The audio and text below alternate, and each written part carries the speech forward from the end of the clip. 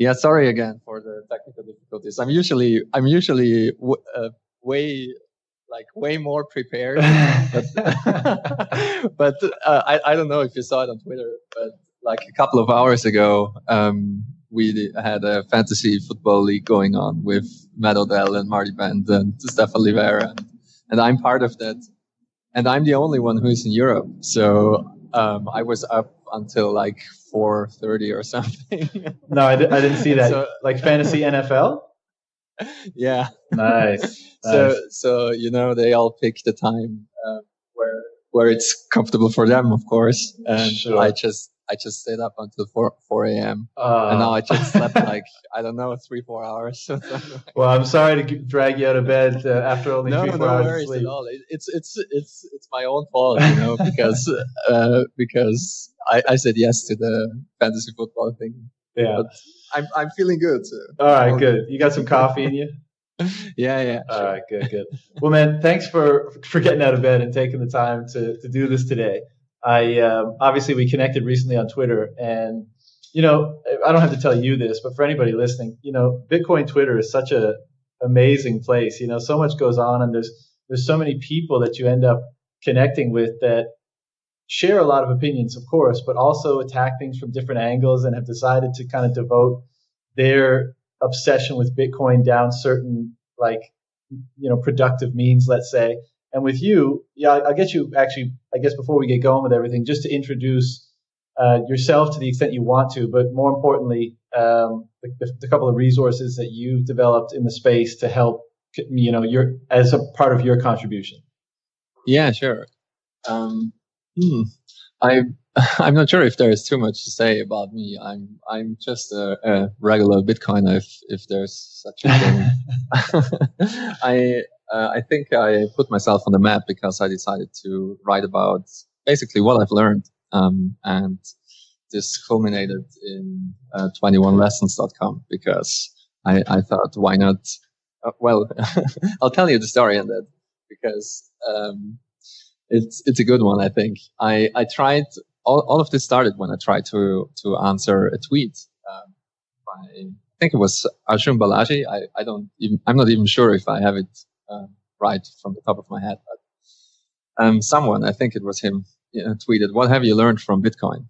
And I was like, "Yeah, I can answer that." And I was trying to answer in a tweet, and I just was not able to. No matter what I tried, it always was at least like 4 or 5 tweets. And so I was like, it might be worth writing it down just for myself because I learned so much. And I would say my life also changed so much because of falling down the Bitcoin rabbit hole that I just started writing about it. And I quickly realized that I even will have to split up the article because it's just way too much. Yeah. And so I decided on doing a series on that. And when I was done with the first one, which was the philosophical teachings of Bitcoin, I landed on 7 things that I've learned. And so it quickly came to my mind, I'll just do 3 of those and then I'll have 21. And that's the origin story of the 21 lessons. Right. And sorry, go ahead. So while writing all this and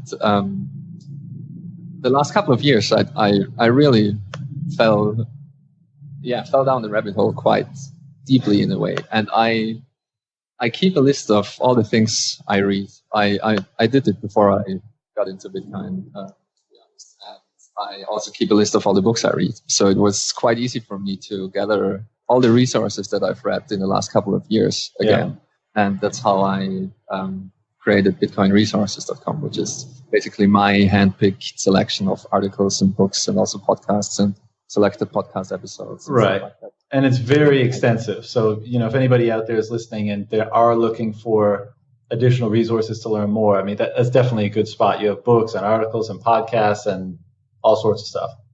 Yeah. Yeah. And I'll always, I try at least to update it periodically. So there's always good stuff coming out, and I still have like 50 books to go through, and I'll update the list or the resources as I get to it. But I also want to open it up quite soon. I mean, it is open source already, but it's not especially like it's not exactly easy to contribute. Right. But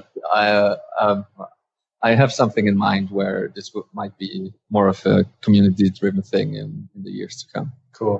So, I mean, when we think about things like resources and how to learn more about Bitcoin and all that kind of stuff, it's at least part of it is because we want to supply the necessary materials for other people that are either looking for more information. And of course, I think I speak for all of us when I say a part of us is also putting it out there because we want people to kind of catch the virus. You know, we want to make it super easy. Like, look at all these resources, whichever one appeals to you, just get started. And we kind of hope maybe you'll start seeing the light, as it were.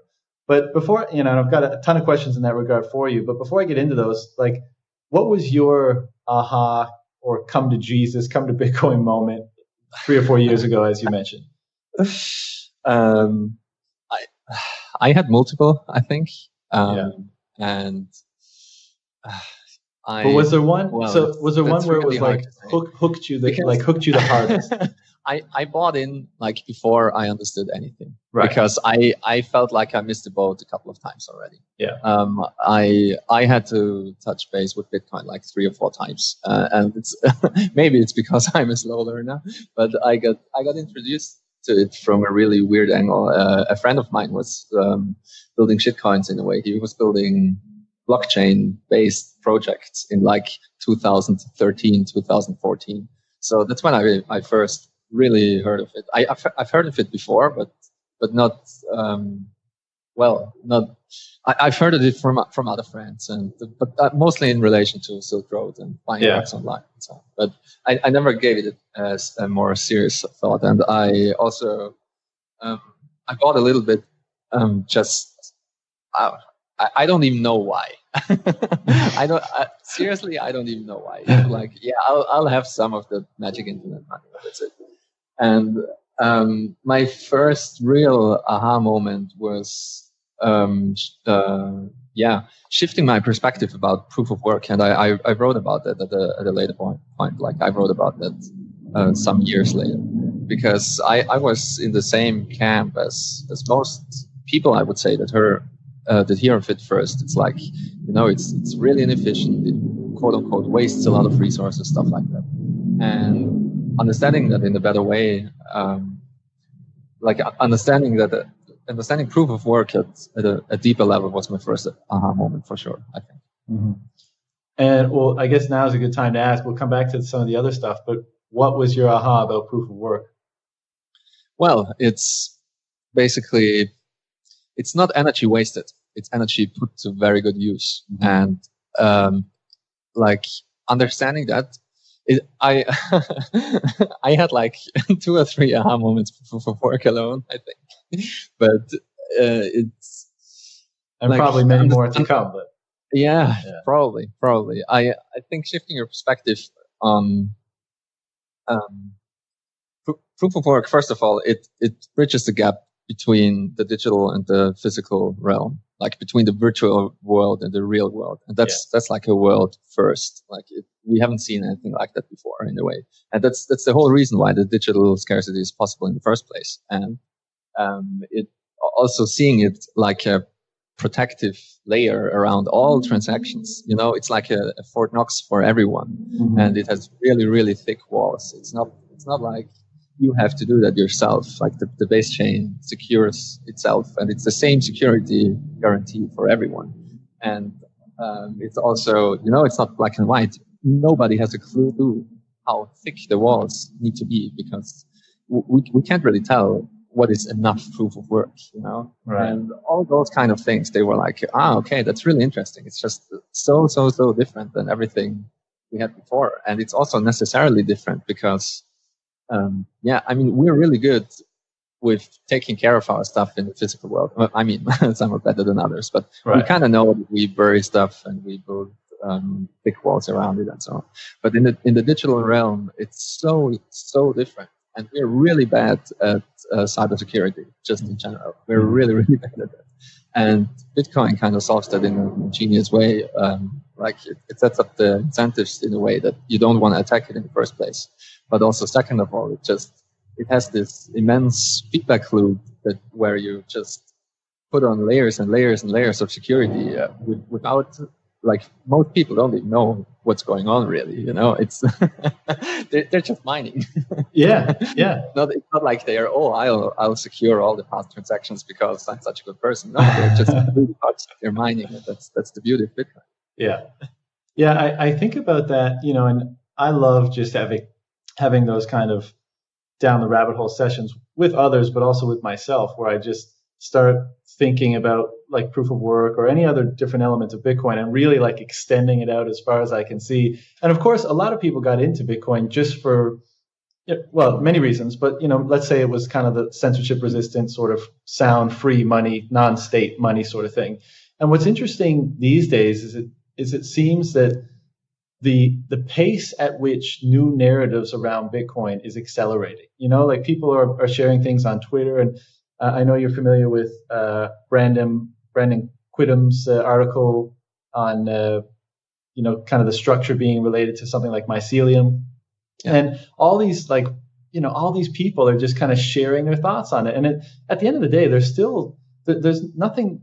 It's not right or wrong. It's just interesting ways that people are extrapolating new narratives from Bitcoin. And of course, that's going to inspire people to actually try to make real a lot of those things. And it just seems like that's why people refer to it as a rabbit hole, right? Because there's no end. It could keep kind of bifurcating off into these different branches where you see it in different lights. And that's part of the thing that makes it so interesting, but also so like obsession inspiring.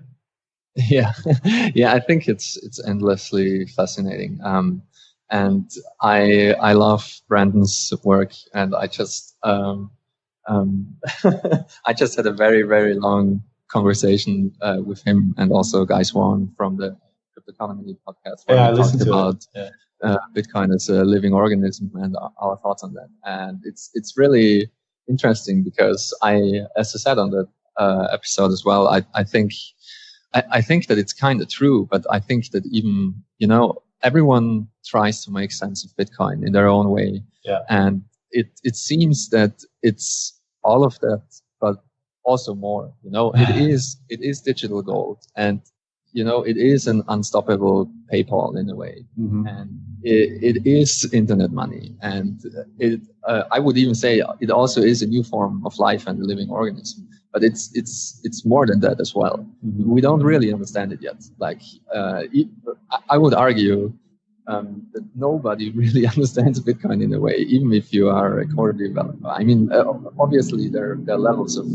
understanding, but I would argue that in the same way that for example, the people working on Twitter, I don't think they really grasp the scope of what they built as well. You know what I mean? So it's in a way, some systems and some things, the internet as well, like the early internet engineers, they knew what they were up to and they knew what they were building.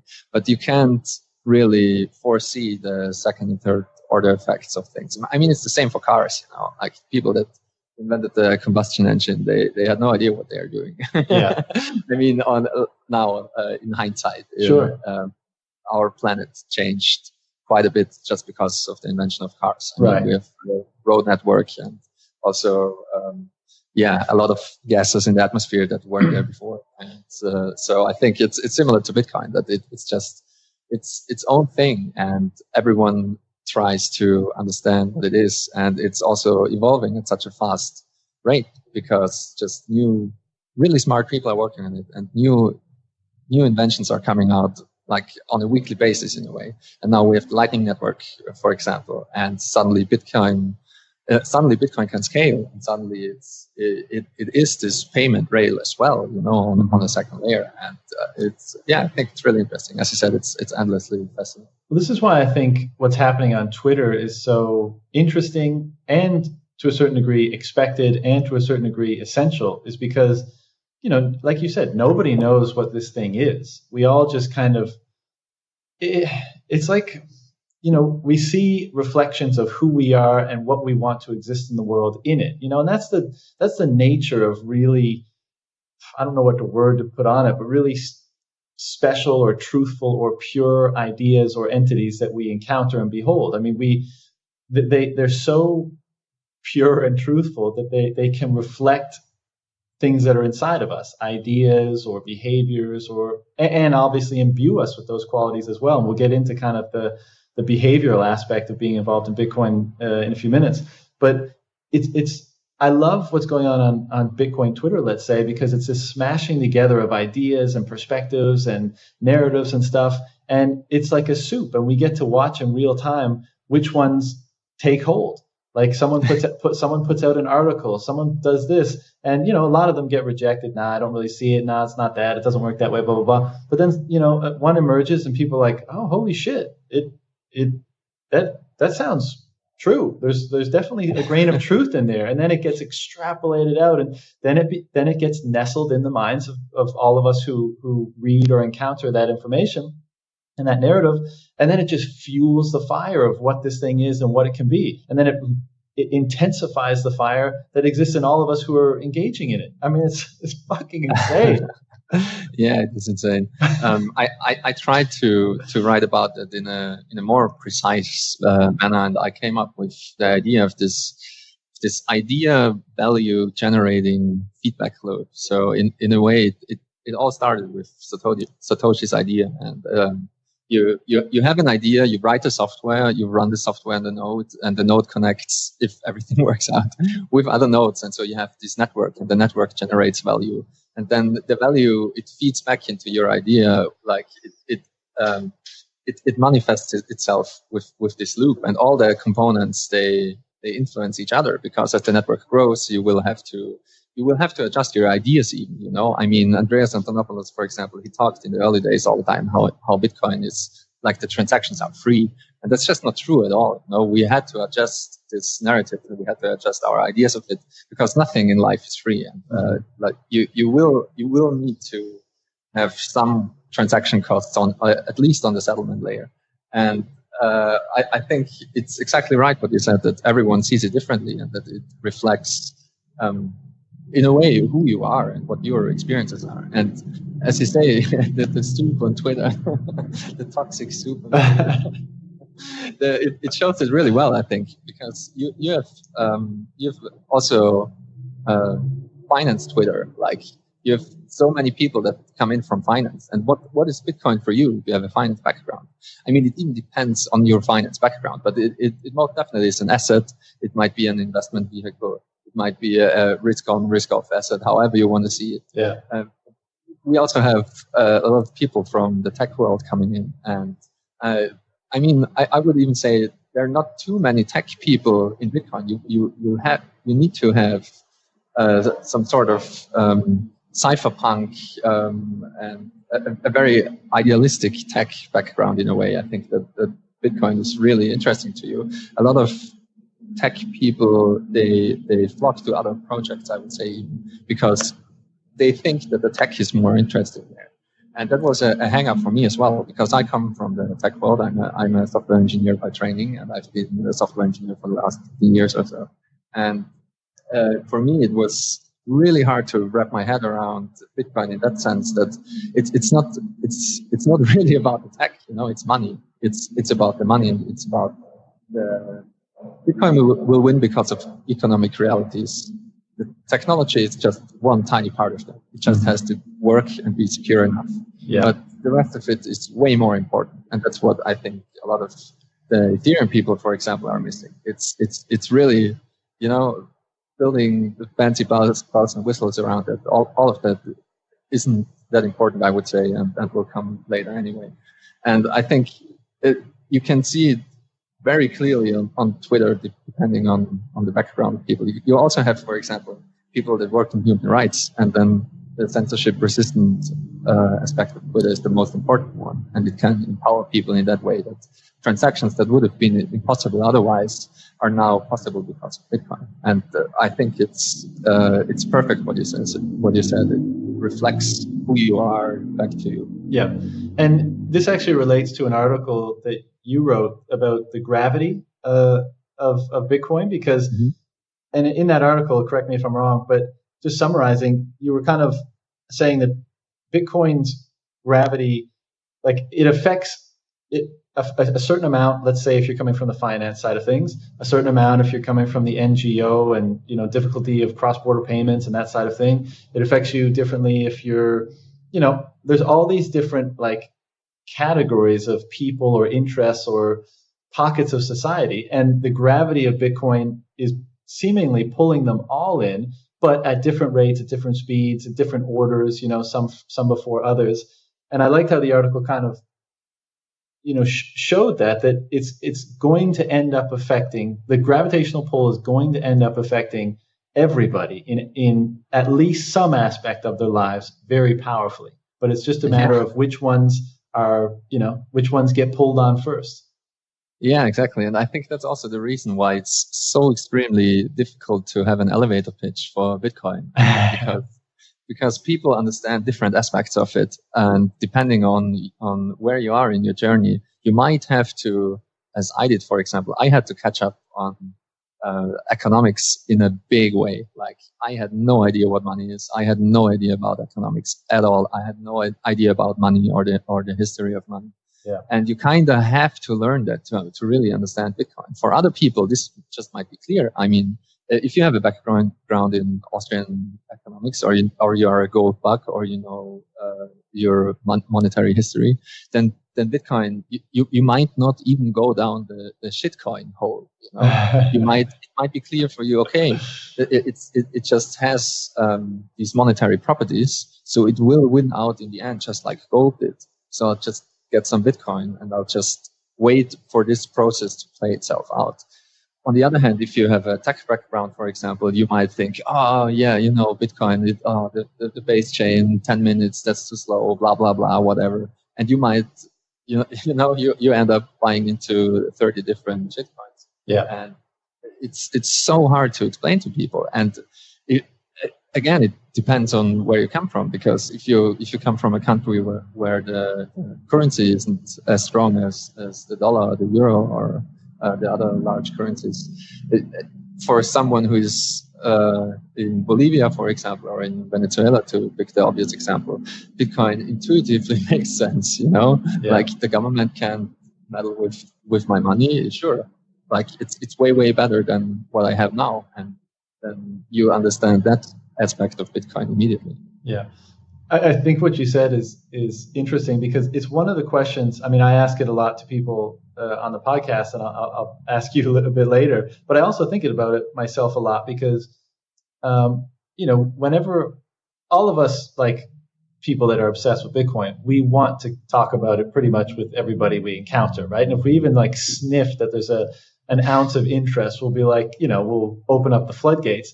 But and the reason why we're so interested in how people frame it when they're talking about it with people is because we're used to like having this uber obsession with it, and then trying to articulate it and seeing that it doesn't really land. Like, you can see in the person's face that they're just like, you could say everything you know about it, and they're kind of like, yeah, but okay, so what? And so when you mention like the elevator pitch is kind of hard for Bitcoin, maybe it's best to start, like, the next time those conversations happen, or you're trying to quote unquote pitch it, it's like, okay, what do you know about money? How do you feel about the government? How do you feel about, like, currencies in third world countries? How do what's your understanding of technology? And just like kind of ask all those pre-questions first, and then be like, okay, I think I know where I'm going to start with this, and then you go for it, Yeah, exactly. And that's also my approach in the real world. Like, I'm currently somewhere where I'll if I would have to guess, I'm probably the only Bitcoiner in like a 500-mile radius.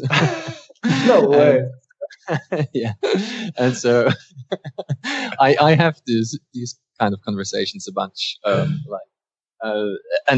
I would even say you can talk about Bitcoin without talking about Bitcoin, because I'm in Austria currently, and I'm also I was born in Austria. I just recently moved, so I'm somewhere new. But I was in Austria last summer. It's great. Oh, nice. Yeah. Yeah, it's a lovely country, but not too much going on in the Bitcoin world, I would say. However, in Vienna, in downtown Vienna, there's a Satoshi Nakamoto store. Like, you go in, and you can buy like, t-shirts and coffee mugs and shit like that. Yeah. There's I mean, I don't want to trash talk Austria because there are some things going on, but it's just a small country. And Sure. Most of the interesting people are somewhere else.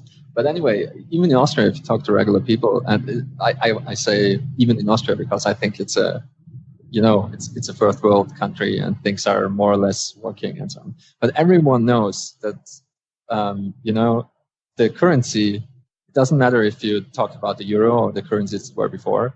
Like no currency holds their value. Everything gets more expensive over time. Like most things get expensive over time, and I think this is one of the best entry points, at least to my experience. Because especially if you talk to someone who's a little bit older, like if they're in their 50s or 60s, you just you can just say like 10 years ago these X amount of euros bought you that and that, and now it's like 5 times that, and they're like, yeah, it's so insane, blah. Everyone kind of knows that intuitively that the money we have is shit, and I think that's a really good entry point. And some people, most people, I would even say, they never, they never ask themselves these kind of questions, and I think it's paramount to understanding Bitcoin, for example, to understand why gold won out. Like why, in a way, most shitcoins, it feels to me like, oh, nice. Yeah, now we have this gold, okay, but, we have titanium here, and titanium has better conductivity or whatever, or a lower melting point. And so we have to use that because it has a lower melting point. Like, that's where most people in the shitcoin world are, I feel like. And people kind of know that gold is valuable. And the lore around gold is thousands of years old. And, people spoke about gold like it was a living god even. And it's the metal from heaven. And all of that lore around it doesn't come out of nowhere. There are really good reasons why gold won the currency war in terms of monetary metals. Yeah. And understanding why that is will help you understand why there will only be one thing, and also why Bitcoin will be that thing. Yeah, people talk about the wealth transfer, excuse me, that Bitcoin, is gonna stimulate, and you could look at it so many different ways. Whether it's from the 1% to the 99%, or from regions of the world, for people, because people in Venezuela and maybe Turkey and other places that are experiencing currency issues. I mean, they're just going to be motivated by necessity to look into other options sooner than people that use the euro, the US dollar, Canadian dollar, whatever. But it's also, a wealth transfer to the curious, because a lot of people, they even wear gold jewelry, but they have no idea why they wear it. They just, it's one of those de facto cultural things that you just get the download and you never question. And so all those, I love it because, I love curious people. I love having conversations with them. But, that's another one of the wealth transfers to the people that ask why. And that's awesome. Yeah, I love what you just said. The wealth transfer to the curious. I think that's really that's really something. Yeah. And what you said about gold as well. I mean, you've even, for God's sakes, you've even Peter Schiff who has it. It's the other way around. People wear gold jewelry because gold is valuable. Yeah. It's not like, Peter Schiff with his cufflinks. It's like, that's not the reason why we have gold. And gold is money in the first place. It's not like, oh, it's so pretty and that's why people wear it.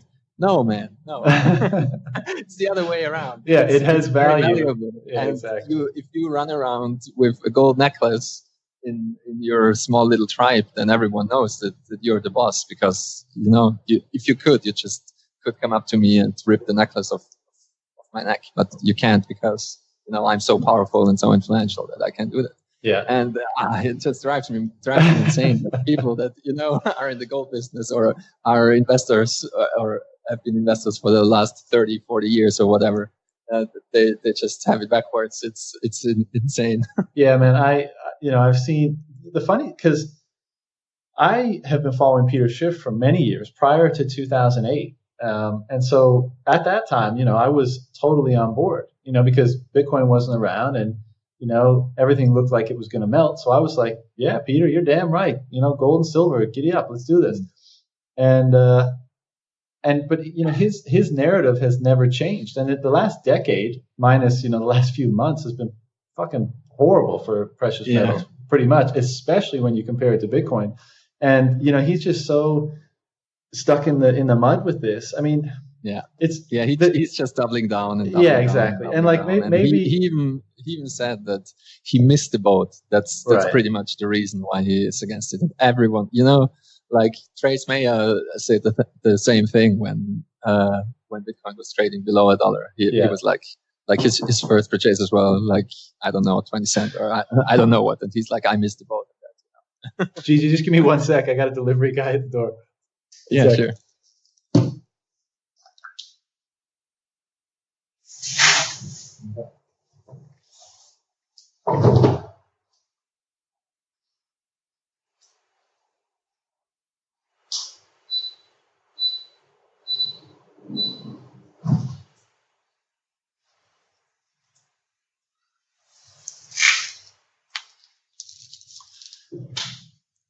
And we're back. Yeah, the Peter Schiff debates. It's almost like a train wreck. That's why you watch them. I despise his style. Like I'd really love to have a debate with him someday, because I just hate how he talks over people. He doesn't address any of the points made by the people he's debating, and then he just says the same old shit. Like you said, it's frustrating. But at the end of the day, we don't have to care, right? I mean, we watch it. It's entertainment more so than. Yeah, and I don't know why we want him to come around so much. I mean, like, who cares? I mean, as everyone always says, Bitcoin's going to do its thing no matter what. Honey Badger don't care. It's just, so, why do we care if a certain person gets on board now or 10 years from now? Yeah, I don't know. I personally don't care. I'm not sure if a lot of other people care. I think what people kind of want to see is how people change their mind on things. Yeah. And I think for a lot of gold bugs, that would be nice to see. That it's like, I'm the question I'm asking myself is, we will get into the weeds here, but go for it. The reason why gold, one of the main reasons why gold is so cool as a money is that it's basically indestructible.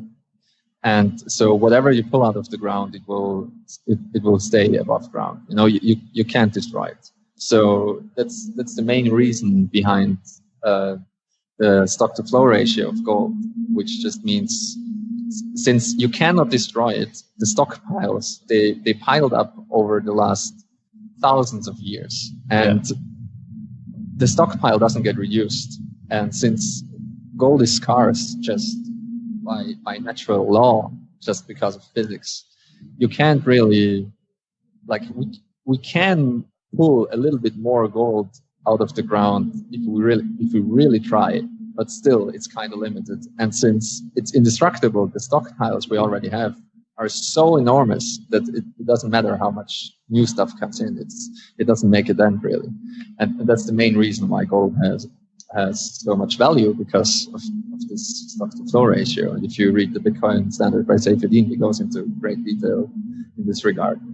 And what I think will be interesting to see is that Bitcoin has way better properties than gold even, but with one difference, that you can destroy Bitcoin. And arguably that's even good, because it will have even a higher stock to flow ratio. Right. but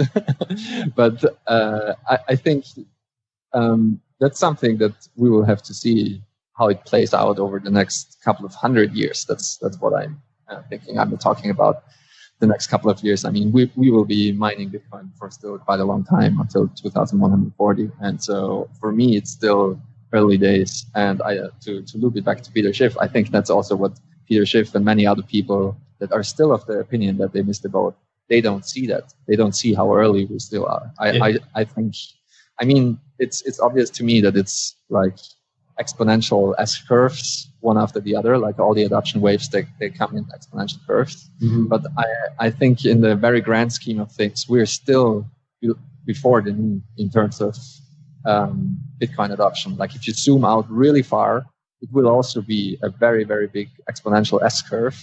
And this is how hyper-Bitcoinization will look like. And it will only level off again when it's just used as the global money everywhere. Yeah. Well, that's how I see it. We're so early. And so much more. Yeah. I mean, money is Bitcoin's killer app right now, right? And everybody that's in it gets that. But like we were saying about the narratives before, like that smashing together of narratives is not going to stop. It's only going to accelerate as more people and more minds get connected to the network, and that's going to change entirely how we view it. I mean, it'll change entirely how we view it 5 years from now, let alone 50 years from now. I mean, we really can't imagine what Bitcoin is going to quote unquote be, like dominant narratives that around Bitcoin in that period of time. And so to right now, and I tweeted about this today, actually, I said, because you just brought up the scarcity component. Yes, like what happens when a large percentage of the global population wants something that is infinitely scarce? I mean, obviously, the price has to adjust dramatically higher. But what I said is I think even the most outlandish estimates are going to be comedically low. And because, right now, people that are really like 100 trillion Bitcoin market cap people are like, well, take global real estate and global investments and bonds and money supply and all, and smash it all together. But I think back to like 94, 95 internet. And if you had said then, like, what will the value of the internet be? You'd say like, okay, well, let's take the newspapers and let's take the TV stations and let's take, a couple other information, media sources. And you say, okay, put together, like global value of 100 billion, 200 billion. And that would be so narrow in terms of what the internet is today. And so I think the same thing is going to happen. Like we're looking at it in terms of what are all the kind of assets that Bitcoin is going to disrupt or replace or be a better alternative for or whatever. But I think all those narratives that we're not even currently considering are going to just have another offshoot, another balloon of value to add to Bitcoin's market cap. So if someone thinks it's 100 trillion, maybe it's, maybe it's far greater than that. So I think we'll look back and, to the point you were mentioning about people thinking they missed out, when the last Bitcoin is mined, or let's say when, there's going to be periods where the number of Bitcoin mined per year is less than one, right? Yeah. Less than one full Bitcoin. That's correct, right? Yes. Yeah. So think about global economic value of 1 year. Presumably, unless we really collapse and take a lot of steps backward, that's going to be quite a big number. And that has to be and the Bitcoin that's issued, let's say, in that year is going to have to encompass at least a portion of that. And so the fact that you're saying you missed the boat now, when it's at $10,000 at $10,300 at the time of this discussion, again, I think it just shows an inability to zoom out, and then maybe a bunch of other mental blocks that are happening. But I mean, and I don't know. It just seems like there's no way to sufficiently. It's hard to overstate how important, impactful that this thing is going to be. Yeah, exactly. Amen to that. And personally, as I said, I had a lot of catching up to do in terms of economics and other things. And I'm reading for 1 to 3 hours every day, and I'm still learning every day. So, I'm nowhere near the end of the journey. And I had to come to grips with, with what you just said, that things are going to be so crazy we can't even imagine. And I think that's one of the reasons why people like Bitcoin Tina, for example, I believe that they are closest to the truth. The extreme, insane hyperboles, they are closest to what's going to happen. When it's going to happen? I think nobody can really say. But as you said, the only thing that can adjust is the price, and it has to be dramatically higher.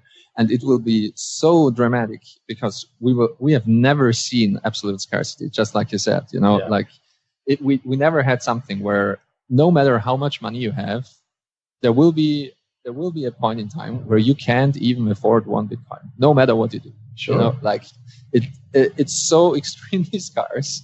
If you're a multimillionaire, it won't matter. If you're really late to the game, you just won't be able to afford it. The price will be so insanely high.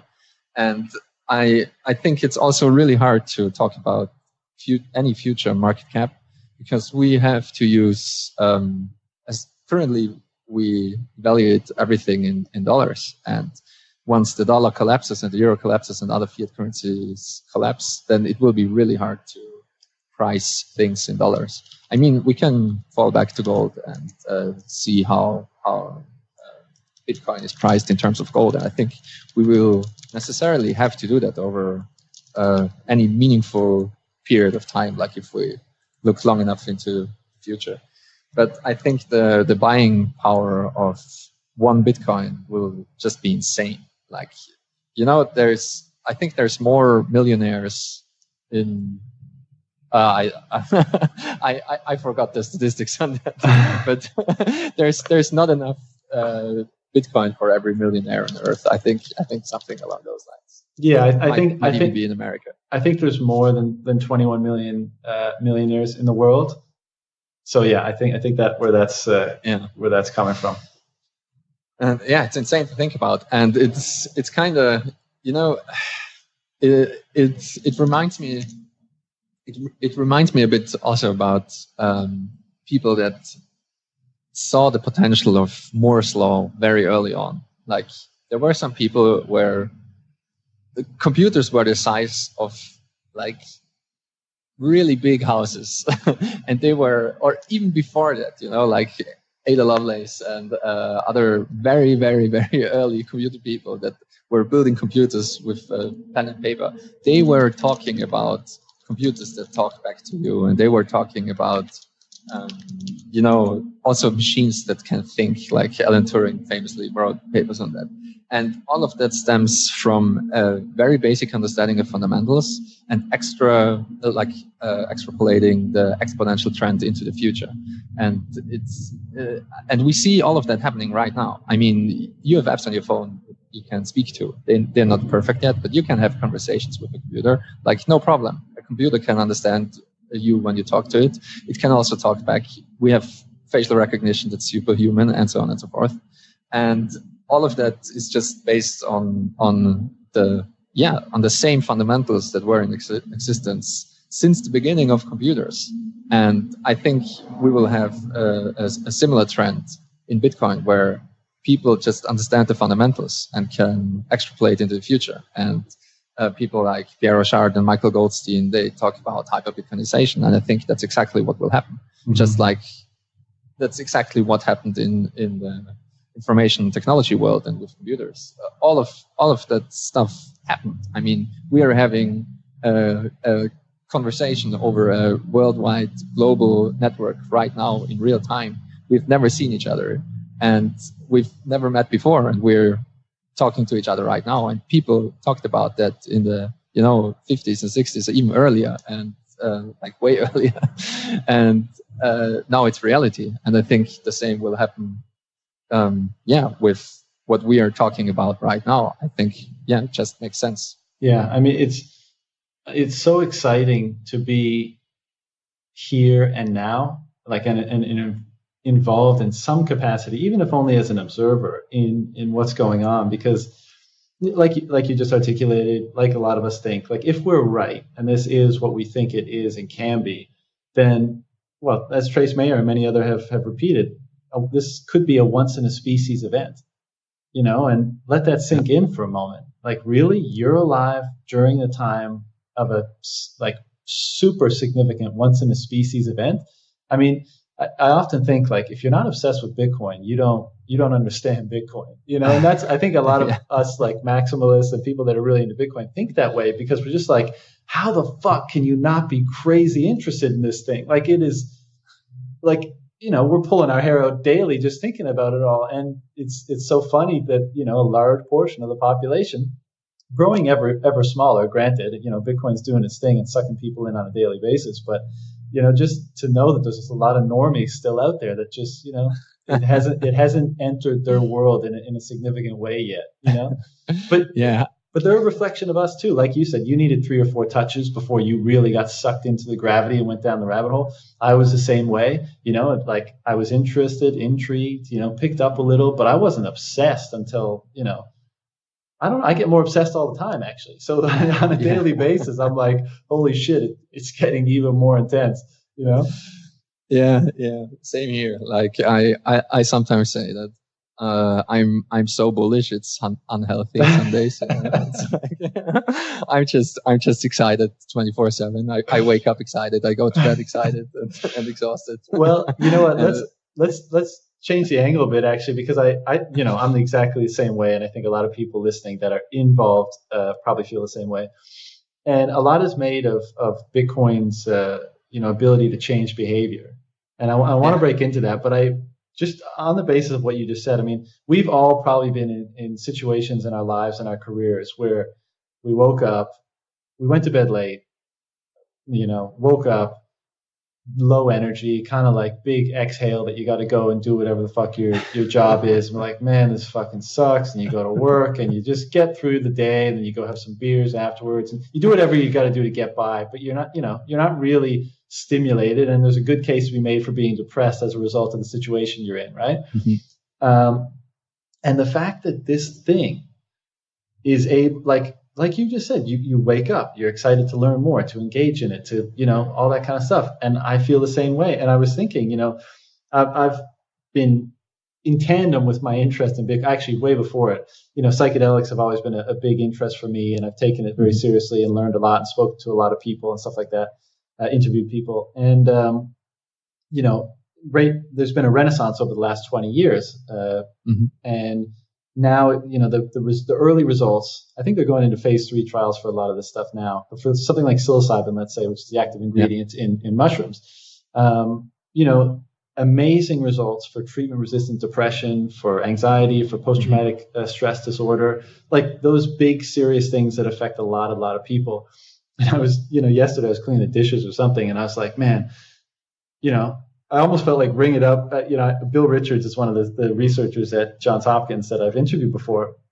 I almost felt like ringing up Bill and being like, Bill, look, psilocybin and the therapy that's attached to it in the protocol that they've been studying is amazing for reintegrating the past, right? Like getting, seeing your past in a different light and being able to take something positive from it, and being more present here and now, kind of having a more positive appreciating, having gratitude in the present. I was like, what you need to add to that protocol? Just throw Bitcoin in the mix. Like after they have the psychedelic therapy and then they have the psychotherapy, just do like a 1-hour introductory slideshow or something to Bitcoin, because I think it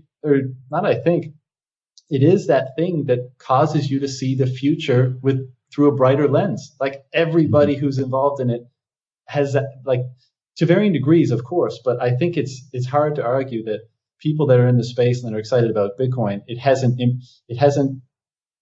increased or improved the way at which they perceive the future and their role in it. Yeah, absolutely. I think that's true for a lot of people, and it's true for me as well.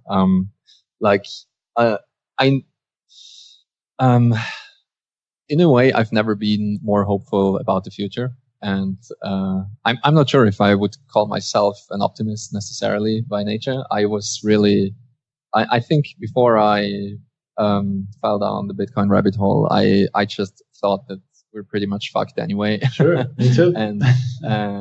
and there's not much you can do about it. And this leads also, I think it naturally leads to a very hedonistic lifestyle as well, because if we're fucked anyway, why not enjoy the ride? Right. Just have those beers. Yep. and so on and so forth. And I think it's very, very true what you said. I think if you realize what the potential of this technology is, and also if you adopt it personally in your life, I think it just changes you quite drastically. And I would also say almost immediately if you understand it properly, because you have to take on so much personal responsibility to be your own bank, as they say. And you also need to adopt the personal responsibility to really understand what you got yourself into. And you need to take care of, your security measures, for example. You need to take care. You just take care of your wealth in sats by yourself. Like you do everything yourself if you can. And I think that changes you drastically. And the fact also that you will learn about the history of money, and you will learn about the current system, for example. That I think that's what changed me a lot as well. I learned how the current system works and how the financial system works, and also the ills of it. And it kind of changes you in the way, I think, that now like realizing that there is a way out, you kind of get disillusioned with a lot of things that you just took for granted before. And I think that's also related to to the carnivore diets of the maximalists, because as Seyfried also talks about, it's like we have fiat money and we also have fiat food. And to an extent, I think that's true. You know, it's just we don't really, we didn't have good money for quite a long time now. And you could make an argument that similar things are happening for food and also architecture and art and so on. Sure. And I think all of that changes you very drastically. But to sum it up, maybe, I think what Bitcoin changed most for me is just my time preference. And you, as you said, you suddenly you start to really be hopeful for the future, plan into the future, and you kind of realize, okay, maybe if you're lucky, you have a small stash of Bitcoin or some Satoshis. And as you said, we're just observers, just watching that play out. And if you're smart about it, you might, that might be your pension or the pension of your kids or any future generations. Yeah. And if you play it smart and you don't get scammed out of your Bitcoins, then I think a bright future will lie ahead for you. Yeah, I couldn't agree more. And this is just this kind of narrative of how Bitcoin changes your behavior. It's not brand new, of course, but I think it's starting to filter out through more and more people. And people are, like we talked earlier about the narratives around Bitcoin, like this is one that's really gaining steam. And I think before too long, it's going to be one that's actually like talked about in media also. Like when people aren't just going to be saying Bitcoin is dead or the price of Bitcoin is this, like this is going to be a story at some point in the not too distant future about how, and I think it's a sign of our times, and I'm a perfect example of this too. When I was 20 years old, let's say 2005, 6, 7, I was like, everything is totally fucked. Like there's no way this is getting turned around. But I took it upon myself to be happy and find my way regardless. And sometimes I was successful at that. Other times I wasn't, the journey of life. But I think that, this thing being here now, you're always going to be responsible for your own happiness, but it's really nice to have this thing that's like your buddy along the way, like that you can kind of like lean on a little bit for support and to pull you through and to be like, okay, now I don't just have to kind of like muddle through regardless. Now it matters there's actual hope. There's actual hope now. And, that's why so many people are motivated, I think, to get involved in this thing, because they want to actualize that to the extent that it's possible. They want to be like, I don't just want to sit back and like hope it works out. This has some real potential for a better world. And I feel like it's almost my duty to get involved in some capacity. Yeah. And you have the added benefit that, I think Bitcoin is bigger than us and it doesn't really need us. But still, if you like you're incentivized to help Bitcoin along the way if you can, like in whatever. Well, that's the beautiful thing, you know. And and it's so beautiful because I agree with you. I think a lot of people are in it because they see this potential, and they see also the potential for something like a second Renaissance happening. And like if you study your history, you will see that the Belle Epoque, like the point in time where most of the world was using a gold standard. It was one of the best times in the world in terms of prosperity, in terms of art, in terms of culture, in terms of innovation, and so on. And a lot of people are convinced that the adoption of the Bitcoin standard will have similar effects. But additionally to that, since we're still early and you got in early, you're also incentivized just selfishly to do that. So It's really beautiful. You kind of, you realize that there is hope for a better world, so to speak, and you want to do what you can to bring this better world about. But you were also motivated for selfish reasons because, of course, the value of your stash will grow alongside with it. Right. And I think it's just another example where the incentives of Bitcoin work out beautifully, and you don't need to have any central, let's say, development team or marketing team or whatever have you. And it still works out beautifully. It just grows organically, and you have now, just people all around the world rooting for Bitcoin because of those two interests. Like one interest to make the world a better place, to use the phrase, and one interest to for selfish reasons in a way. Sure. And I really think that we can see that right now. It's almost like the modern Renaissance man, people that work on projects that will take years to build out fully, and also people that just they quit their jobs and just proselytize for Bitcoin full time, like Andreas does, for example, and many other people.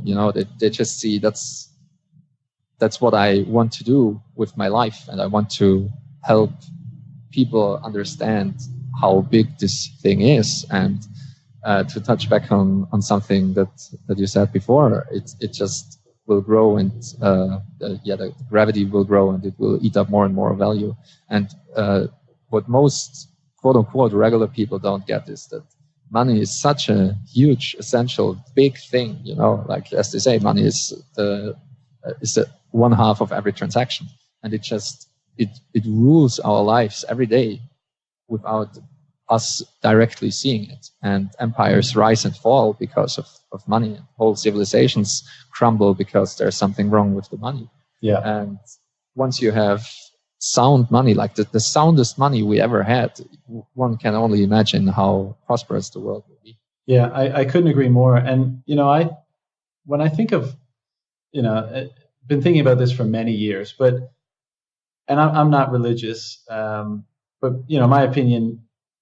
Well, let's just say this: I think the real religion in the world is money. I don't care if you're a Muslim or a Christian or whatever. I think that's more virtue signaling than anything else. The thing that really dictates people's behavior. That's what you got to look at. Who gives a fuck what people say? What dictates their behavior? It's money. Money is the religion of the world, and it always has been. And when you look so the quality and the form of that money is obviously going to inform that religion and the behavior that stems from it tremendously.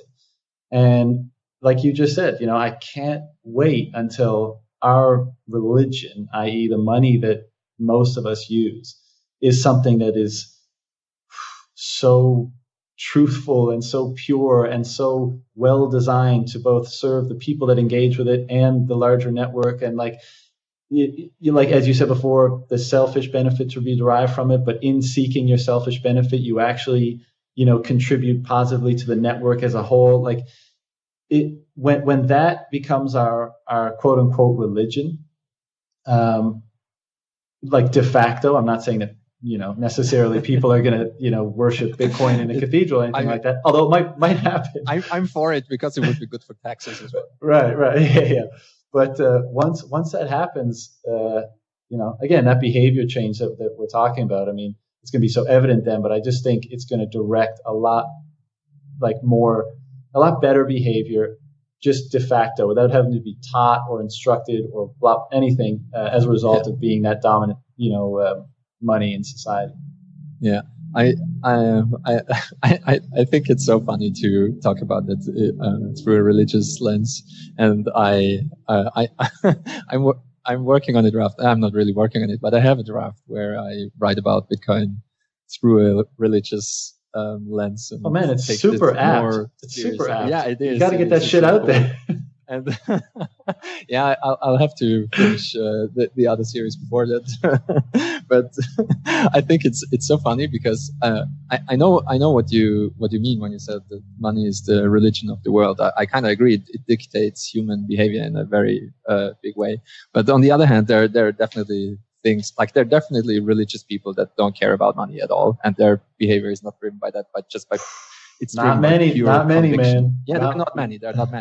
But there are now some in Bitcoin as well, and we have plenty of people like hodlers of last resort that are willing to go down with the ship. Like they're millionaires now, like Bitcoin millionaires, and I believe this to be true. They are so convinced of this that they are willing to write it down to zero if it would ever happen. I think it will never happen because there are just way too many people that buy everything if it ever approaches zero. Yeah. But still, just like American Hodler, I listened to the episode with him. He's it's an awesome dude, and he's one of those guys. He said he's willing to risk it all. He's willing to just how can you stop someone like him? Yeah. And you basically can't, it's like a religious fanatic. You can't stop those people. I totally agree. That level of conviction. I totally agree. And the conviction is amazing and something that, so many of us in this space share, at least to varying degrees.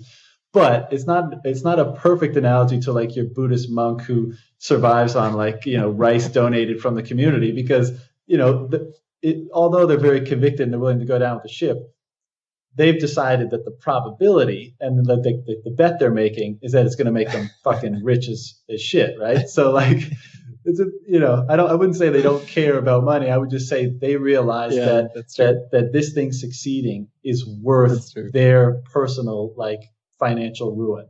I think we all feel that way. And again, to the religious analogy, we're willing to sacrifice ourselves for this thing. Oh yeah, for sure. We're willing to, most of us have the majority, the better portion of our, net worth, let's say, in this stuff. And we're all willing to sacrifice that just for this to have a chance to survive. And that again, what's more religious than sacrifice? So. Yeah, exactly. And I think that goes hand in hand with just how Bitcoin changes your time preference because, the lower your time preference, the more you're willing to sacrifice the present for the future. And I think that's what we're seeing all around. I mean, people are quitting very well paying jobs and just risking everything just to be able to get into Bitcoin full time and just work for a better future and sacrifice what you have now and the present and maybe even the next couple of months or years to just build a better future for yourself and others. Yeah. And to one more comment on the religious aspect, I think it's spot on what you said, but I think Bitcoin changes you in so many ways. And what you said before, that you kind of want to talk to everyone about it, and you want to just walk up to normal people and just tell them this amazing thing you found. And I think there is a Zen analogy there as well, because I believe that the longer you are in Bitcoin, at one point in time, I'm very close to that point, I would say. You just don't care at all, and you're pure Zen, and it will just happen by yourself. And you won't be interested in discussing those things with quote unquote normal people. Yeah. And I've heard core developers, for example, talk about it. Like they don't even try anymore. They don't even try to explain Bitcoin to regular people. They just stick in their bubble and just discuss the things there, because it's like very religious people. They probably they don't like enlightened people, to use that language.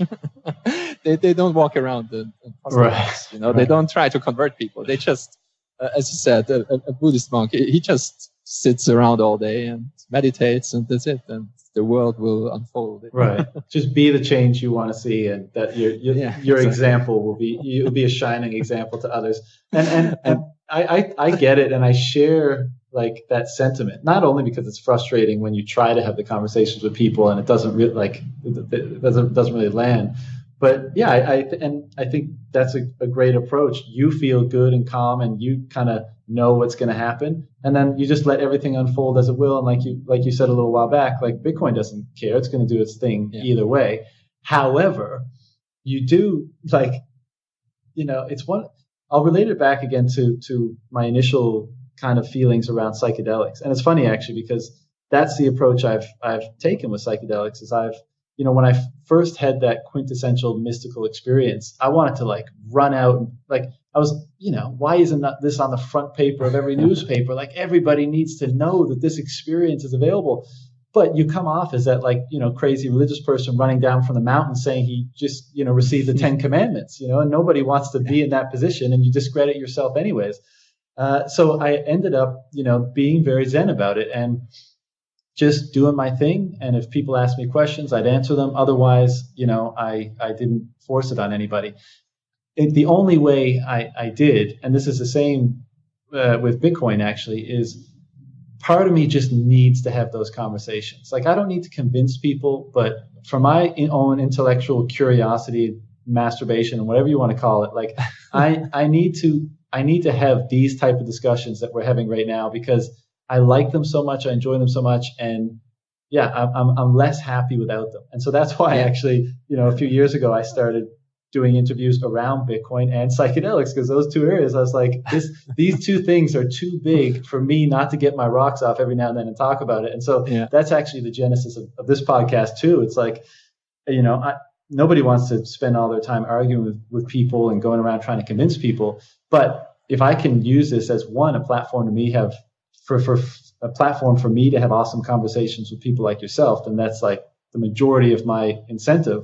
But then also anybody who becomes interested, who the gravity starts pulling on, then maybe it's a resource that resonates with them and they get something from it too. And that's enough. Yeah, and I think it's also very important because it really helps to solidify your understanding, because every conversation you will find certain holes in your understanding, and maybe there will be some arguments that you just can't make sense of or refute. And I think everyone goes through that process in a way. And it's really, really interesting if you go back and read the treasure trove that is the Bitcoin Talk forum. Like all the talking points that are currently had on Twitter have been had 8 years ago, almost 10 years ago, Really? Everything is there already. Like all the FUD you can think of is already there. There's way less shitcoinery, there's almost no shitcoinery in the very first periods, but everything else is there, it won't scale, and transaction fees and blah, blah, blah, and energy consumption and inefficiency and so on and so forth. And people have been I think everyone is kind of making the same journey. Just some people were so early, they started the journey 10 years ago and they reached the Zen Buddhism state, 6-7 years ago or so. And I can guarantee you that, I think most people that reach this stage, they're just, they're not arguing on Twitter most of the time. Yeah, well, instead of in kind of hip, cool villas around the world, instead of having the heads of Buddhas and golden or wooden Buddha statues, it's going to be Trace Mayer in your living room or some shit. I'm looking forward to the Citadel future, and I'm also looking forward to something approximating a Bitcoin religion. And I thought about that a lot lately, because I think something oh man, that will sound so weird, but hit me. I'm sleep deprived, and but still, I think something like Bitcoin monks will exist in the same way that monks they basically sustain themselves by getting donations from the people, and it's really hard to tell what kind of useful purpose in society they really have. I'm talking about Buddhist monks now mostly. If you look at it from a Western, very rational perspective in a way. But I think that we will have Bitcoin monks that are fully supported by the people, and they will be core developers. And I think we have them now. We have some people that are sole open source developers, and they have Patreon accounts or what have you, and people just pay them to do whatever they need to do, and they do it. And I think we see that also in the media landscape, and people have listener-supported podcasts and other things. And I think we will see more and more of that. And in a way, the way I see it is that we have this religion, this cult, as many people say, and we have some people, let's call them the monks, and they are completely supported by the population of this virtual country, and they will do whatever it takes to,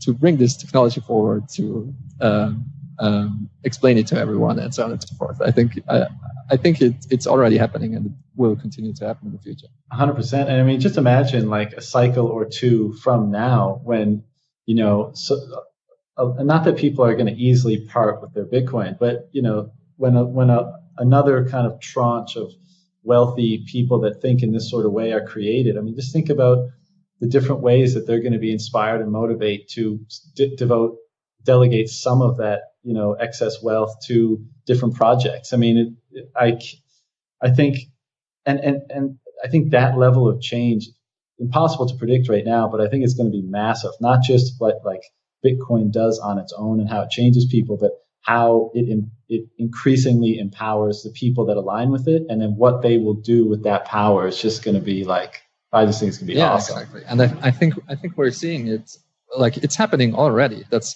what I also think is so insanely cool to see about Bitcoin. Like everything is happening simultaneously all the time, right in front of our eyes. Yeah. Well, I've talked about that before. Like, people talk about store of value, medium of exchange, and unit of account, and all of that is evolving and happening right now. Like shitcoin traders, they use Bitcoin as their unit of account. A lot of people use it as store of value, and there are some things you have to buy with Bitcoin. So people use it as a medium of exchange, and all of that is happening. Just like you just have to open your eyes and see it, and it's evolving simultaneously in parallel in a way. Yeah. And I think what you said with companies getting on board and supporting people, and just also supporting independent developers. It's happening already. I mean, we got Square, and they just opened the Square crypto division. And as far as I know, they have big plans, and they are just trying to get the best developers in the space, and are just helping the ecosystem with Blockstream, with other people that are just paying core developers to work on whatever they think is best. It's so, like, I love that. It's awesome. So amazing. And I think we saw that before. And I also think that's one of the reasons why Bitcoin is set up to win in a way. Yeah. We saw that in the open source community as well. Like everyone loved about Linux and free and Libre open source not too long ago, but it won, and it won because of fundamentals. And now Microsoft is switching to Linux in a way, it's supporting at least Linux, and they have big plans for like a more open source future.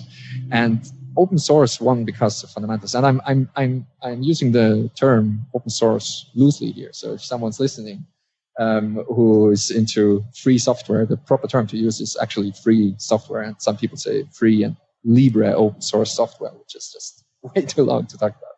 So that's what I mean when I say open source. And the background behind it is that the main idea is closed source software is bad because it comes and goes, just like fiat money comes and goes. If a country goes to shit, the fiat money will be gone. That's it. Gold, in a way, is like open source money because it just will always be here, and you can use it. You can take it, use it as money, and so on. Bitcoin is the same, and free and Libre open source software is the same in that sense as well. It just doesn't die. You cannot close it up again. It's just free to use for everyone, and you can make of it what you will. So there is no company or no nation state that can die around this thing, and then it will be gone. And that's, in my opinion, why I mean, there are many other reasons, but that's one of the main fundamental reasons why open source won in so many areas. for God's sakes, like every Android phone has Linux below it. Like the whole internet runs on Linux machines. And I think the whole financial system will run on Bitcoin. It's just a matter of time. I mean, for me, it's crystal clear that this will happen. How long it will take, I have no idea. Right. I think it will be quicker than most people think.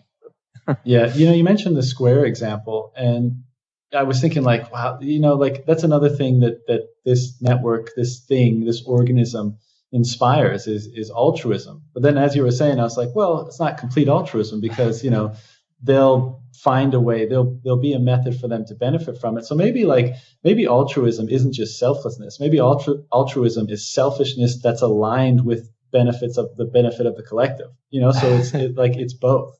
Yeah, and I think that's Ayn Rand would agree with you on that. Right, and so if that's the case, then it's amazing that Bitcoin inspires that. And another great example. Are you familiar with Mr. Pine? Mr. Pine? No, I don't think so. Okay, so are you familiar with MAPS, Multidisciplinary Association of Psychedelic Studies? No, also not. Okay, so just to give you a very brief rundown, but they've been studying, they've been leading the charge basically at funding research on psychedelics for different different illnesses, PTSD primarily and depression, since 1985. And Rick Doblin is the founder, and I actually had the opportunity to interview him too. Amazing man, lovely. I mean, just been working so hard to keep pushing this research forward for the last 30 years. I mean, it's incredible. But anyway, so they've been chipping away, and obviously in the last 20 years been met with more and more success. And they've also been doing work with MDMA. And so as a result of their work, it looks like in 2021, MDMA is going to be MDMA-assisted psychotherapy, so MDMA with psychotherapy, is going to be prescribable for post-traumatic stress disorder, and I believe possibly treatment-resistant depression. And that's amazing. That's the culmination of over 30 years of their hard work. And the reason why I bring it up is because 2 years ago, I think, either early 2018 or sometime in 2017, one of their staff got a message from Mr. Pine. And long story short, MAPS had a matching thing going on for a period of time where all the donations they got and all the money they raised, MAPS is always in fundraising mode, and they had a big fundraising drive. And Mr. Pine emailed them and said, "Whatever you raise during the fundraising drive, I will match." And so I think they raised $4 million, and so he matched that, and then I think he gave them an additional $4 million just because. And through this thing called the Pineapple Fund. You should check it out because it's basically complex. Yeah, I know the Pineapple Fund. Okay, yeah. So this rich Bitcoiner, like the guy on Reddit who just gave away. Yeah, exactly. And I think MAPS was the biggest chunk of his giveaway. I think he gave them $8 million USD, and it's shit like that. Like that's just the tip of the iceberg. Imagine in 20, 30, 40 years time when a lot more people have that kind of capacity to act, to give things like that. And it'll be different ways and means, but it's just so amazing that, where before these really great initiatives that weren't going to be funded by, the drug companies or the political organizations for various reasons that we don't have to get into, but that people can now be like, you know what, this is totally worthwhile. I think it's a good way for me to spend these newfound riches or whatever. And boom, I do it. It's just, I incredible. think it's funny that you brought up the Pineapple Fund because I think not too many people know about it. And I think it really shows that, there are a lot of good people, out there that just want to do the right thing. I'm a firm believer that in general, like basically people are good in a way. Sure. Like if you don't fuck them up too much they generally want to do the right thing. And as you say, I think, we will see that happening more and more, I think, because, I'm convinced that it will be one of the largest wealth transfers in human history. And we will have, newfound, billionaires or even trillionaires, I mean, Amazon just, last year or whenever it was, hit $1 trillion of market cap. And I think the individual who will be the first with the same personal wealth, I would argue that he or she is already alive, and I would also argue that it will be someone who owns a large amount of Bitcoin. Yeah, probably. Yeah. And it's just, again, it's back to incentives. Like you said, Square, I'm sure they also want to do some cool shit, but they're basically incentivized just from, like, the economic reality currently is set up in a way that you will have to pay banks a huge amount of money if you want to run a business like Square.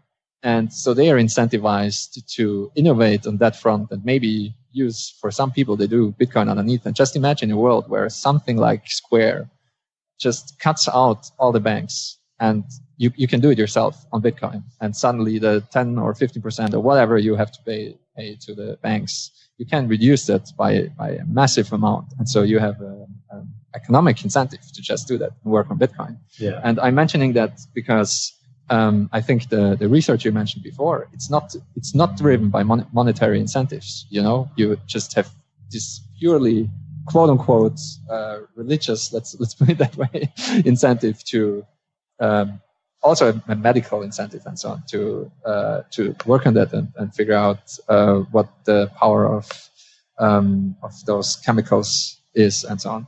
And I think that we have all of that combined in Bitcoin, and we kind of know that things can grow without monetary incentives. Just look at BitTorrent, for example. It has no monetary incentive, but it still works, and you can still torrent pretty much everything, and the network still runs, and people still use it all the time, even though we have Spotify and Netflix and everything else. But still, without any monetary incentive, this thing works, and people are just incentivized up by pure ideology even, or just out of their goodness of their heart. Also a little bit of self-interest because you see it when you download. But without any monetary incentive, this works. And I have to think about BitTorrent a lot because most of the shit coins, like all the utility tokens, they could be replaced by something like a BitTorrent. Sorry, you don't need monetary incentive. And what is the beauty about Bitcoin is it's the same thing, but with an added monetary incentive on top. Like it's the main driver. The main driver is the monetary incentive. And as I said, money is the religion of the world. So most people are driven by money. So I think Bitcoin is just set up to win all the time. to quote Matt Odell, we can all agree that Bitcoin is designed to pump forever. Right. Yeah, I totally agree, man. All right, we could talk for hours, I'm sure, but I'm going to hit you with some rapid fire questions now, if you're cool. Sure. Okay, so some of these are not necessarily like lend themselves to rapid fire answers. Don't give me shit. Just answer however long you like. All right. Sure. Okay, so what is money? Yeah, what is money? Yeah, the short answer would be half of every transaction, pretty much. Okay. Yeah. Yeah, fair enough. If you had to explain Bitcoin, go ahead. To add on that, I wrote about it at length. It's the second chapter of 21 lessons. So starting with lesson 7. If you're interested in what I think what money is and how it evolved, just go to 21lessons.com/7 and you can read it there. Yeah, I think a reference to 21 lessons might be able to answer a lot of these questions, but we'll go through them anyways. If you had to explain Bitcoin to your grandmother or someone over 80, what would you say? Oh man, yeah, that's a good one. To my grandma, she's not alive anymore, but she got almost 100 years old, and she was born in 1911. Wow. And so she has seen a lot of shit. And I think I would explain it to her that it's money that no one can take away from you. Right. It's just like gold in that sense, gold that you store in your head. That's probably what I would say. Okay. What is the primary reason why Bitcoin is interesting or important to you?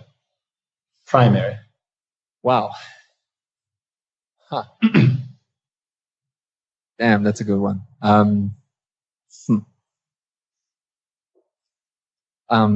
Yeah, I would say the primary reason why I'm in it full time now is really, I believe in the second renaissance. I think it's really good for the world.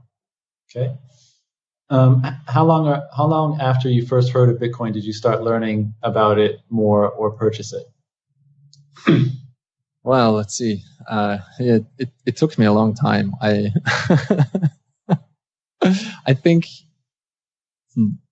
it took me 2 years to purchase for the first time, and I think it took me a year after that to learn more about it.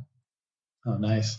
See, just as an aside, one of the things, and I know we talked about being all zen and not like being up in people's grill about Bitcoin, but one of the things that I don't know, I kind of think it did people a disservice in the early days and even now is everyone was always like, don't rush out and buy some. Investing is risky. Do your education first, all that kind of stuff. And like, I don't know. I think people should be like, no, fucking get your hands on some as fast as fucking possible. You don't know how this, you don't know how this thing moves. And then once you do that, you'll be motivated to, educate yourself. But like, no, don't wait.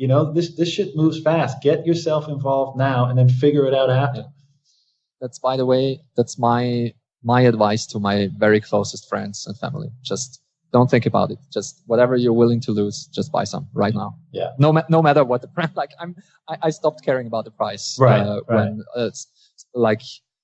after the pump of 2017, I stopped caring about the price at all. I'm not looking at price at all. The only time I see the price is either when someone is just screaming about it on Twitter or at the very corner of Wasabi Wallet. That's the only time I see the price. That's awesome. What has been your most effective method of educating people about Bitcoin in conversation or more formally? I mean, this is pretty much what you do, but go ahead. Well, I don't know. Probably writing. Writing is the most effective one for me because I had so many people just DM me or just tag me somewhere that, like they posted and they were like, you just have to read it. That really helped me to understand that and so on and so forth. So just writing down what I've learned, I think was the most effective one. Can Bitcoin be stopped? If so, what is Bitcoin's biggest vulnerability? If not, why not?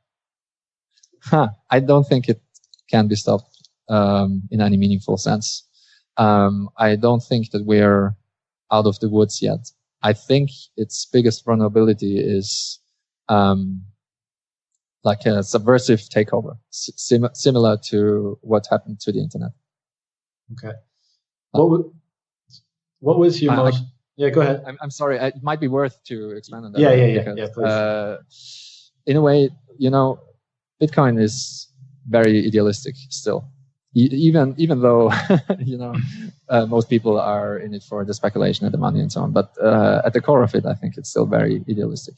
And the Bitcoin was... the internet was very idealistic in the same way. I mean, the reason why the internet is so beautiful is, it has many reasons, but one of them is that we have net neutrality, and that's like a political idea in a way embedded in the network. Like we have the end-to-end principle and network neutrality, and all of that makes the internet work as we know it today.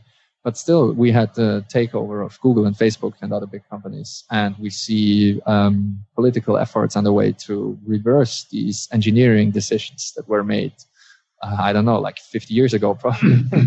And I think similar things could happen to Bitcoin theoretically, but it's really hard to change the protocol because of the nature of it. But I think we should also be on guard to further encroachments of like internet freedoms, because if we have deep packet inspection and if we abolish net neutrality completely, then this will be difficult for Bitcoin as well. I mean, I think Bitcoin can overcome pretty much any obstacle, and we see that with for example Bitcoin via satellite networks, Bitcoin via ham radios, and Bitcoin via mesh networks and so on. But still, I think any subversion by the powers that be is the biggest danger in a way. Yeah. What was your most recent aha or level up in your understanding of Bitcoin? It's a tough one again. As I said, I had like 2 or 3 or even 4 of those just for proof of work alone. Right. I think the most recent one was last week when I talked with Safe since I'm taking his Eco 21 course, and I compared. I'm currently reading Democracy: The God That Failed, and I was asking Safe how he squares the idea that democracy is so horrible with the fact that Bitcoin kinda is a democratic rule or a majority rule. And his answer really surprised me and kind of leveled up my understanding, because Bitcoin is not democratic at all. It's very different. And you always have a way to exit the system and do your own thing. So understanding the nuances of how it compares to existing systems was one of the most recent aha moments in a way. Okay. We touched on this a bit already, but what do you think will be Bitcoin's biggest impact on society? Sound money. Definitely sound money.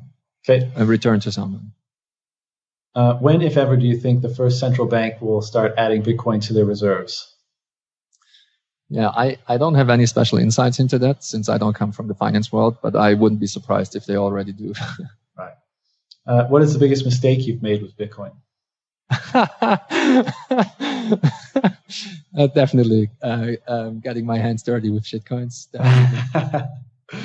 How do you feel about Satoshi Nakamoto, Bitcoin's creator, being anonymous and the coins that he, she, they likely control? I think Jimmy's song said that disappearing, like Satoshi disappearing, was the best thing he ever did and the smartest thing he ever did. And I would agree with that it's of the utmost importance for something like Bitcoin, that it is really like a gift from God. It must not have a creator in that sense. So I think the origin story is way more important than most people think. And I know that Marty Bent talks about that a lot as well, and Safe talks about it as well. Immaculate conception of technology. And I think Bitcoin having no creator and no team behind it that you can jail or there's no head to cut off. I think it's one of the most important properties. Yeah. And his Bitcoins, no idea, man. Like I think I'm not sure if Satoshi's dead, but I think it wouldn't surprise me that he or she or it, whatever, would have had the foresight to destroy any private keys. Because, he obviously thought about all of those things a lot. If you just read all of his writings, he was way ahead of his times. And so I think his coins are gone. Yeah. Immaculate Conception was, before I had read it anywhere, that's always how I had thought about, how Bitcoin came on the scene. Just, another religious analogy. Yeah. So they just keep popping up. Yeah. At what price would you permanently sell over 75% of the Bitcoin you hold, assuming there is no necessity to cover expenses? So could it get to a crazy enough price that you would sell 75%? No, never. I'm just like American Hodl in that regard. I plan to transfer most of my Bitcoin to future generations. Yeah. Have you ever purchased other coins? If so, are you likely to do so again in the future? I have purchased other coins. You wouldn't believe how many. And I will not do that again in the future. But in my defense, I have some sympathy for some early shitcoinery in a way, because in my defense, again, as I said, I have a technology background. I didn't know anything about money. And so for me, it was like, oh, hey, yeah, that uses like more modern or different cryptography. So I'll just throw my money into that project. Yeah, man. I think there's no way around it other than if you're like Pierre Rochard or Michael Goldstein, and you studied Austrian economics for 10 years before you got into Bitcoin, then you might be able to not touch any shitcoins. But other than that. Well, look, I suspect more people than like to admit actually did, dabble in shitcoins at a certain period of time, even if they were always, still like fully on board with Bitcoin. But I mean, at a certain point during 2017, I mean, not many people can resist like a 10x gain in a month. It's kind of a 1000x gain in like a week. But it's funny to look back, our whole conversation that we just had, and for people that are just checking out Rapid Fire, they'll have to go to the further discussion portion. But it's funny, after all the different narratives and the different things that we think Bitcoin is and can become, it's funny to just rewind 2 years and be like, really, we were like casting, or not me and you, but like a larger argument was Bitcoin being kind of like cast aside, or at least criticized heavily because it couldn't do transactions inexpensively. And comparing that to everything that we just said, it's outdated technology. It's laughable. Yeah. What is your most contrarian or controversial view or opinion? And if there's none on Bitcoin, then any subject is fair game. Damn it, that one's really hard to answer, I think. Most controversial, I'm not sure if it's really controversial in Bitcoin circles. But I think proof of stake or any other consensus mechanism is bullshit in a way. I think proof of work is an absolute necessity. Like the bridge to the physical world is an absolute necessity. Okay. Ballpark estimate of Bitcoin's price in 5 years' time. In 5 years' time. Oh man, where is? Where's your 100 trillion chart? Where is Plan B when you need it? In 5 years' time, okay. Ballpark. Oh man, I have no idea. Like I don't even think about these things. Okay, we're currently at roughly 10,000, I think, and we'll have a halving coming up. In 5 years' time, we'll have had 2 halvings. Yep. So. When was the estimate of McAfee eating his dick? Was it 2021? No, that was 2020. 2020. Yeah, I think. Oh, okay. I think he might have. He's at $1 million, right? Yeah. In 5 years' time, I'd say 5 million. Okay. Do you believe there are any reliable ways at spotting a paradigm shift? If so, what are they? No, I don't think there is a way to spot the paradigm shift. I read Black Swan recently, and I'm convinced that Nassim Taleb is right, that black swans are impossible to detect beforehand. I think, however, that you can extrapolate trends if you understand the new fundamentals, like we talked about in the computing revolution. Once you understand the fundamentals, I think even if it's an exponential trend, you can extrapolate into the future. And some people do that really well. Like Ray Kurzweil, think of him, what you want to think of him. But he is really, really good at understanding exponential trends and extrapolating them into the future. Right. So I think you can do that for, you were able to, and people did do that for all kinds of things, like, flying machines and cars, and especially computing, and also networks like the internet, and also mobile computing and so on. And I think the same can be done for Bitcoin, but I don't think there is a way to spot absolute paradigm shifts, to spot black swans. Okay. Do you have a morning routine? If so, what is it? Get up, get out, get shit done. Nice. Not necessarily in that order. Yeah, I try to go for a run daily, and I have an evening routine as well. What is it? I try to, like, I meditate every day, even if it's just like 10 minutes or so, but I try to do more. But you know how it is. It's kind of hard to find the time, but I was able to do that for the last 2.5 years almost. And I meditate. I try to write my thoughts down if I can. Not perfectly able to do it every day, but like every second day or so.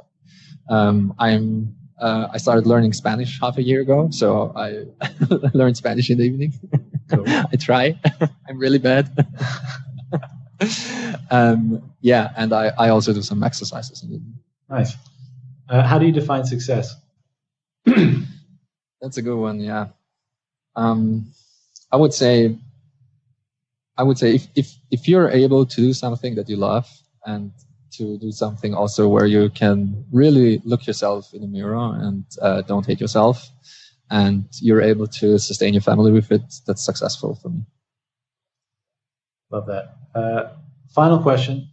What is the one most important action I or anyone listening can take today to up our game in your area of expertise? So like people that want to improve, what's the best way you know how to do that at this point in time in relation to Bitcoin? So what's the single thing you can do to... Or what's something that's really kind of helped you operate in this space? Buy Bitcoin. that's my suggestion for everyone. I like it. Yeah, I think the more skin in the game you have, the more serious you're gonna be about it. And once you go all in, then the only thing that I can do right now is earn all my income in Bitcoin, and that's what I'm working towards. Yeah. Okay. Last part. This is a word association, so I'm just going to say a word. You blurt out whatever comes to your mind. All right. Hit me. Satoshi Nakamoto. Genius. Government. Unnecessary. Hash rate. Amazing. The individual. Sovereign. Security. Privacy. Stack and SAS. Daily. Fiat currency. Shitcoin. Altcoin. Government shitcoin. You have to differentiate. Fiat currency, government shitcoin. Okay, altcoin. Shitcoin. Pizza. Delicious. Trump. Destroying the dollar. Libra. Shitcoin in disguise. Gold. Yeah, outdated Bitcoin. And Bitcoin.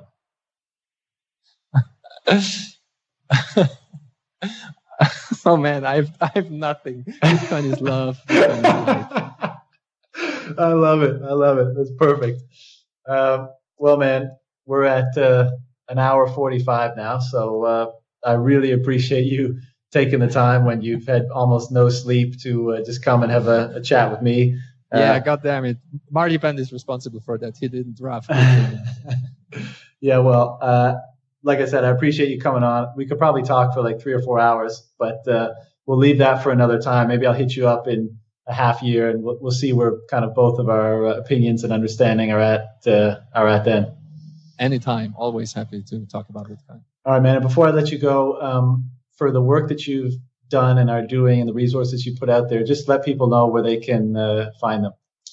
Yeah, you can get a hold of me on Twitter mostly. I'm DerGigi on Twitter, DerGigi, and I also have DerGigi.com, and where I put up my Bitcoin articles and some other resources. I've bitcoin-resources.com, where you can get access to some books and articles and podcasts and podcast episodes that I think are useful in understanding Bitcoin. And if you want to read about what I've learned falling down the rabbit hole, I think there's no better place than going to 21lessons.com.